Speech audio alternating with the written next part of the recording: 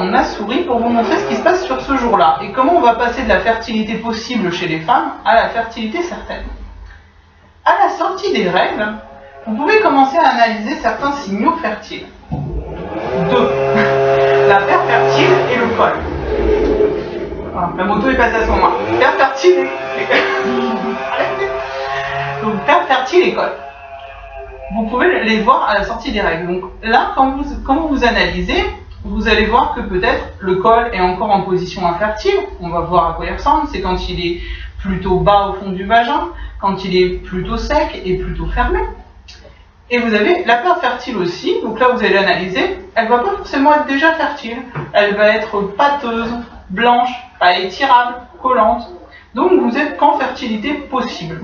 Certaines femmes vont essayer de dégager une période d'infertilité ici même, en réalisant des unions uniquement un soir sur 2, et en vérifiant le soir du jour sans union, si c'est un petit peu du nouveau, si les signaux ont évolué. Quand on est débutant, on ne cherche pas encore à dégager de l'infertilité ici. On se dit fertile possible, et sur cette période-là, on se protège avec un préservatif, parce qu'on est débutant, et la phase 1 est toujours de fertilité possible. On passe en fertilité certaine à partir du moment où, hop, sur un jour, je commence à voir soit mon col ou soit ma perte fertile qui prennent un aspect fertile. C'est-à-dire, soit un col de l'utérus qui commence à remonter plus haut vers le fond du vagin, pour ceux qui font la palpation du col, qui commence à devenir mou, qui commence à devenir mouillé. On verra comment en détail, hein. Mais c'est pour vous expliquer ce qui va ouvrir votre période fertile certaine.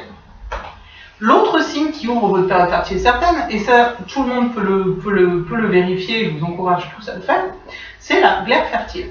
La glaire fertile, en fait, pourquoi elle va ouvrir votre fenêtre fertilité certaine? C'est parce qu'en fait c'est un témoin direct de vos œstrogènes. Dès que vos ovaires commencent à produire des œstrogènes, et il faut savoir qu'une ovulation réussie, une ovulation se met en route dans son petit processus parce que justement, stimulation de l'hypophyse entraîne un début de montée d'œstrogène. Ce début de montée d'œstrogène, il va faire mûrir, on va le voir, tout un stock de petits follicules, et en même temps que la montée d'œstrogène monte et fait mûrir les petits follicules, ça fait aussi s'ouvrir le col de l'utérus et sécréter cette paire fertile, exactement au même moment, à peu près à jour -6 ou J-5 avant une ovulation réussie. Donc, 5 à 6 jours avant de vraiment pouvoir constater votre ovulation, vos œstrogènes commencent à s'activer et la paire fertile apparaît. La paire fertile, elle va dilater le col et elle est produite par les cellules du col de l'utérus, c'est-à-dire au fond du vagin. Ça va être une paire fertile qui a exactement le même aspect qu'un gel coiffant, qu'un gel transparent et filant. Ce qu'on appelle filant, c'est que quand on les tient entre deux doigts, ça prend la forme exacte d'un gel, c'est-à-dire un fil qui ne se rompt pas, et si vous mettez une goutte de solution d'eau ou autre, vous pouvez retourner ce fil, la goutte, elle voyage dessus. C'est un gel compact, qui n'est pas soluble dans l'eau. Vous le mettez au fond d'un verre d'eau, la paire fertile, elle tombe au fond. Elle tombe au fond et elle ne se dilue pas. Donc, elle commence à apparaître ici. Souvent, là, elle n'est pas encore dans sa forme la plus fertile. Elle est encore un peu pâteuse, elle n'est pas étirable sur beaucoup, elle peut s'étirer comme ça, peut-être.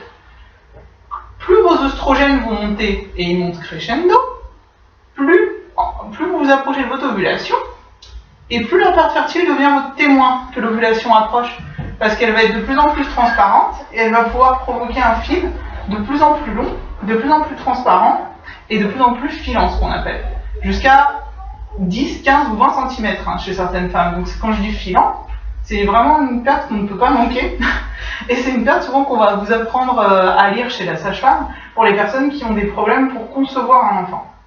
Tout simplement parce que cette perte fertile, elle prépare le terrain.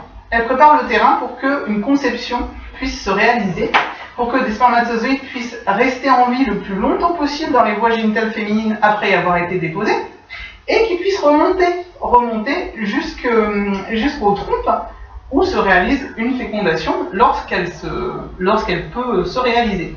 Donc quand vous avez votre paire fertile qui arrive, et que crescendo, elle monte, elle est de plus en plus fertile, vous savez que vos ovaires sont en plein travail, que l'ovulation est imminente et qu'à l'intérieur de votre corps, votre col de l'utérus et votre vagin, ils sont pleins d'une substance qui est très nourrissante pour les spermatozoïdes, qui leur permettent de remonter jusqu'à la trompe et qui, encore mieux, on les fait ascenseur. Parce que si la période fertile, vous trouvez qu'elle est aussi longue, qu'elle est aussi transparente et qu'elle est aussi élastique, c'est parce qu'en fait, elle a un effet ascenseur pour les spermatozoïdes. Elle aide à une fécondation parce qu'elle les aide à remonter d'un coup et plus vite.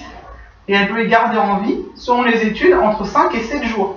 Donc c'est-à-dire que là, quand vous commencez à avoir votre période fertile, même si vous ovulez que 5 jours après, et bien si les spermatozoïdes ont réussi à grimper dedans et à faire une petite ascension joyeuse, ils peuvent très bien rencontrer l'ovule qui sera libéré que 5 jours plus tard.